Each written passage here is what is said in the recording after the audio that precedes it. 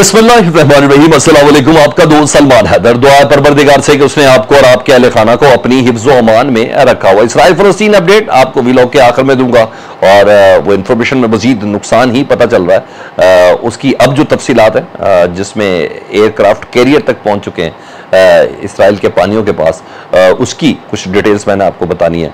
और Israeli media और अरब media इससे मुतल्लिक क्या रिपोर्ट कर रहा है, कुछ नई फ्रेश अपडेट्स है वो मैंने आपको बतानी। जरा पहले पाकिस्तानी सियासत से मुतल्लिक बताऊं तो सबसे पहले मरियम नवाज साहबा का जो कल का जलसा था, कल रात का, उसका थोड़ा पोस्टमार्टम करना जरूरी है जी। एज कम्पेयर टू शादरा वो जलसा बेहतर था और जानबूझ के शॉट्स भी रात के इस तरीके से लिए गए थे कि बहुत बड़ा पावर शो था और वजह भी थी, क्यों थी वो भी मैं आपको बता देता हूँ जी। जो चीज़ें हुई वो बड़ी दिलचस्प थी क्योंकि शादरा वाला तो फ्लॉप शो था और बड़ा उसका एडवेंचर ही बड़ा फ्लॉप हुआ। फिर जिस तरह उस पर लत्ते लिए गए ओए तो ही उससे भी पता बड़े अच्छे से अंदाजा हो गया। और फिर शहबाज शरीफ साहब ने अपने हल्के में बाहर गाड़ी के अंदर जो सलूक हुआ, गाड़ी करते हुए तो वो अलग बात है, लेकिन हल्के में जाहिर बात है शादरा की निस्बत लोग इकट्ठे थे शहबाज शरीफ साहब से मुतालिक, क्योंकि बेटा उस सारे मामले को हैंडल कर रहा था, बेटा उस सारे मामले को मैनेज कर रहा था। तो वो पैगाम दिए गए कि शहबाज शरीफ साहब की तरफ से उस वक्त के नया 9 दिन होता है और पुराना 100 दिन होता है, तो बेटी हम ज़रा अच्छा काम कर सकते हैं तो लब बुलता सकते हैं। और यानी शहबाज शरीफ ने बताया कि पावर शो मैं ज़्यादा बेहतर कर सकता हूँ। और आप वैसे भी देख सकते हैं कि एक लागतबाजी तो है मरियम नवाज और हमजा शहबाज में। मैं इस हद तक ही कह दूँ तो ज़्यादा मुनासिब है। आप देखते हैं कि मरियम नवाज के शादा जलसे में शहबाज शरीफ नहीं थे, हमजा नहीं थे, और शहबाज शरीफ साहब के हल्के के अंदर मरियम नवाज साहबा नहीं थी, हमजा नहीं थे।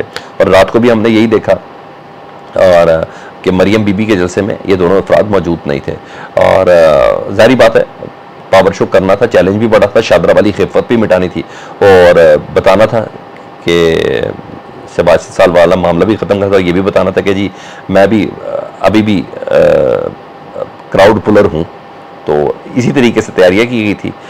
ज़्यादा बंदे इकट्ठे कर सकती हूँ। सदारत आपको पता है सैफुल मलूक खोकर्स को दी गई है, तो खोकर आपको पता है इनकी ATM है और बड़ा ज़बरदस्त किस्म का चैलेंज था। फिर चैलेंज का पता आपको पता, फिर पाकिस्तान का मसला क्या, पाकिस्तानी अवाम का मसला रोटी है।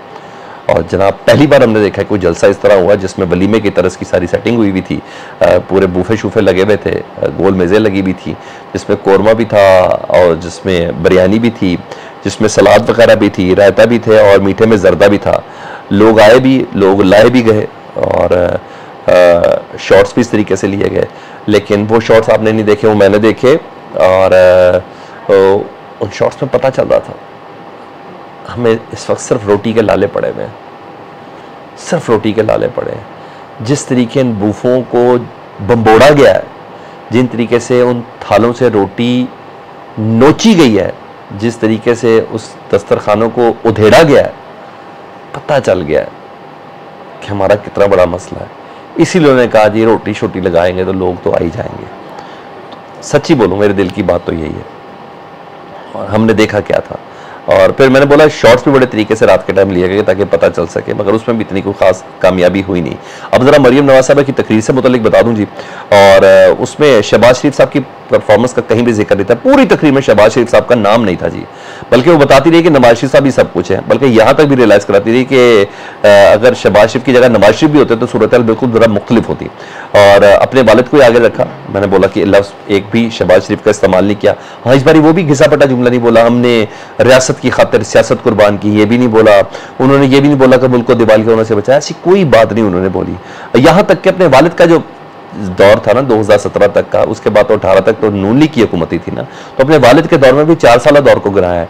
यानी शाहिद खान अब्बासी को भी फट्टे पे नहीं रखा, मैंने कहा वो भी किसी, और मैं भी बताता हूँ, और मुकम्मल अलहदा हो चुके शाहिद खान अब्बासी। वो अलविदाई मुलाकात थी जो नवाज शरीफ साहब से हुई है। तो बहरहाल जारी उनका शाहिद खान अब्बासी का मरियम मिफ्ता साहबा के ऊपर एक प्रिंसिपल स्टांस है, वो जो है सब चीज़ें वो तो है। ये हुआ। उधर हमारे दोस्त थे उमर दराज गोंदल, दोस्त भी है, छोटे भाइयों की तरह भी है, ABN न्यूज़ का ब्यूरो चीफ है, तो पॉलिटिक्स उसकी बेस है और बीट भी है। तो वो नून लीग के जलसे को कवर करने के थे, अपनी प्रोफेशनल जिम्मेदारियां पूरी कर रहे थे और वॉक्सपॉक्स उन्होंने लिए। तो लोगों ने बीच में बैठ के बोला कि जी हमने इमरान खान को वोट देना और PTI को वोट देना, यहाँ हम किस मकसद के साथ आए हैं। और जारी बात है नून लीग पर अच्छी खासी तनकीद भी हुई ना बेहतर जलसे, तो रोटी छोटी अपनी जगह मगर सियासी एफिलिएशन अपनी जगह, तो पॉइंट आउट हुए थे वो पहले भी अपने वीलॉग्स की वजह से। तो उन्होंने देखा जी ये तो मुखालिफ से इंटरव्यू ले रहे हैं, आ गए जी लोग वर्कर्स, उन्होंने कहा मोबाइल उनका छीना का ये अब खोकर ही देंगे, और फिर उनको ज़दोकोब भी किया और कहा कि पासवर्ड दो, पहले जो वीडियो बनाई है वो डिलीट करो। खैर उन्होंने नहीं दी, शेर है उसने खाई, ज़दोकोब हुए और ये सब हुआ। और उसके बाद इतना यूट्यूबर और सोशल मीडिया से डरते हैं कि कल के जलसे में यूट्यूबर्स के दाखिले पर पाबंदी थी। मेरे कुछ दोस्तों से बात हुई, कहा हमें बिल्कुल जाने की इजाज़त नहीं थी और जलसा काम में बिल्कुल बना थे सोशल मीडिया वाले, और ये डर है जी सोशल मीडिया का कि वो कोई असल बात, कोई अंदर की बात लीक करके आगे ना दे दें। और ये चीज़ थी। उधर आज का दिन ज़रा इमरान खान साहब के हवाले से बताऊँ तो बहुत अहम है। सैफर केस की ज़मानत के हवाले से आज समाअत होनी है और चीफ जस्टिस आमिर फारूक साहब और बाबर सत्तार साहब इस्लामाबाद हाई कोर्ट के, इन्होंने इस पर करना है। कुछ एतराज़ है, पहले एतराज़ के देखने के बाद वो ज़मानत की दरख्वास्त है जी, उसके ऊपर समाअत होनी है। जेल में ट्रायल पर समाअत होनी कि होनी चाहिए कि नहीं होनी चाहिए। नैब केसेस और अलकादर के ट्रस्ट वाला जो केस है ना, नैब का अलकादर केस और तोशा खाना में नैब वाला जो केस है, उसमें इमरान खान साहब की जो जमानत है उसको दोबारा से बहाल करवाना, क्योंकि कैद के दौरान ये इन पे 2 केसेस के अंदर भी ये हुए थे, तो जमानतें कैंसिल हुई थी। तो तोशा खाना केस पे इमरान खान साहब की सजा मौतली की दरख्वास्त भी इस्लामाबाद हाई कोर्ट में, क्योंकि सजा मौतली ज़रूरी है ना, क्योंकि ताकि इमरान खान साहब की जो नाहलियत इसके साथ ख़त्म हो, ताकि वो अगर जेल के अंदर भी हैं तो इलेक्शन ज़रूर लड़ें। तो यहाँ चीज़ थी। तो ये हर लिहाज से इमरान खान साहब के लिए आज का दिन बहुत ज़्यादा अहम है। फारूक हबीब जिनके मुतालिक दावा था कि जी इतना कि वो गवादर से उनको उठा के ले गए, और ना सिर्फ उठा के ले गए हैं बल्कि उनसे कोई प्रेस कॉन्फ्रेंस या उनका इंटरव्यू वगैरह भी हो चुका हुआ है, बस सिर्फ वो ऑन एयर करना है। नहीं जी, उनके वालिद साहब ने सुप्रीम कोर्ट के चीफ जस्टिस काजी फायज़ ईसा साहब से दरख्वास्त की है जी कि मेरे बेटों को कुछ लोग अगवा करके लेकर गए हैं, यानी इसका मतलब फारूक हबीब के साथ उनका भाई भी है, मेरे बेटों को अगवा करके लेके गए हैं और उनका नहीं पता चल रहा वो कहाँ है। हालांकि बलूचिस्तान हुकूमत एतराफ़ कर चुकी है कि वो हमारे पास हैं, ठीक है जी। और चीफ जस्टिस से गुजारिश है कि नोटिस लें, अगर मेरे बेटों ने कोई जुर्म किया है तो उनको अदालतों में पेश किया जाए। देखें क्या होता है। दूसरी तरफ सदाकत अब्बासी साहब से मुतालिक भी आज था कि आज उनका प्रोग्राम चला देना है, उनका इंटरव्यू अगर मीडिया पर चला तो सोशल मीडिया पर चला देना है। तो ये सब चीज़ें हैं। अब आ जाऊँ ज़रा इसराइल की सूरत हाल पर। तो सूरत हाल ये है कि नेतन्याहू ने ऐलान जंग कर दिया बाकायदा तौर पर, और कन्फर्म कर दिया जी इसराइल ने खुद के 700 अब तक इसराइली हलाक हो चुके हैं हमास के इस हमले में, और 2500 ज़ख्मी है। और जंग में लबनान की जो तंजीम है हिजबुल्लाह, जिसको ईरान सपोर्ट करता है, वो भी शामिल हो चुकी है। हिजबुल्लाह के यूनिट्स ने इसराइली चौकियों पर हमले किए हैं, उनका कम्युनिकेशन का सिस्टम बिल्कुल तबाह कर दिया, और चारों तरफ से पूरी जिसे कहते हैं कि प्लानिंग के साथ हमला हो रहा है इसराइली सरहदों पर। और फ़िज़ाई निज़ाम जो नस्ब था इसराइल की सरहदों पर, उसको उड़ा के रख दिया। और सलामती कौंसल का इजलास ज़रूर हुआ रात गए, और उस पर बड़ी मजम्मतें वगैरह सब कुछ हुई हैं। लेकिन बहरहाल ये पोजीशन ऊपर वो जो जंग के कुछ और दूसरे मामला भी होते हैं ना जिनको देखना होता है, और वो होते हैं साइबर अटैक्स, जंग में खबरें कैसे दिखाई जाती हैं। तो वो जो खबरें लगाई गई है ना, वो बड़ा मसला जी। साइबर वॉर भी शुरू हुई है जी। इसराइल सूरत हाल को आपको पता है, इंडिया ने इसराइल की हिमायत का ऐलान किया था। गार्निशिया नामी टीम है जी साइबर्स की, उन्होंने 2 दर्जे से ज़्यादा भारतीय जो सरकारी वेबसाइट है उनको हैक कर लिया। इसराइल में रशियन हैकर्स एक्टिव हुए हैं जी, उन्होंने इसराइल की जितनी हसास जो वेबसाइट्स थी उनको हैक कर लिया। और आपको याद होगा यूक्रेन जंग से भी पहले ना, यूक्रेन की जितनी भी स्ट्रेटेजिक वेबसाइट्स थी उनको हैक किया गया था रशिया की तरफ से। तो हैकर्स ने ये किया था और बड़ी मालूमात इकट्ठी की थी।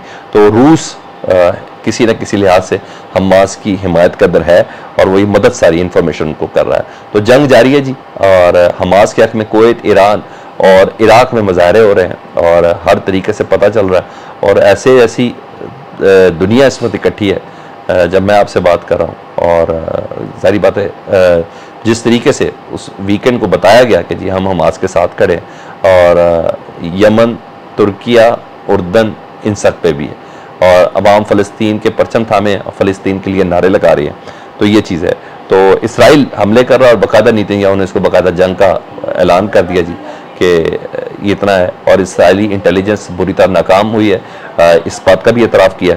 और अमेरिका के एयरक्राफ्ट कैरियर जो है ना, वो इसराइल की जानिब रवाना हुए हैं ताकि इसराइल को अपनी तरफ से कोई सपोर्ट शो की जा सके।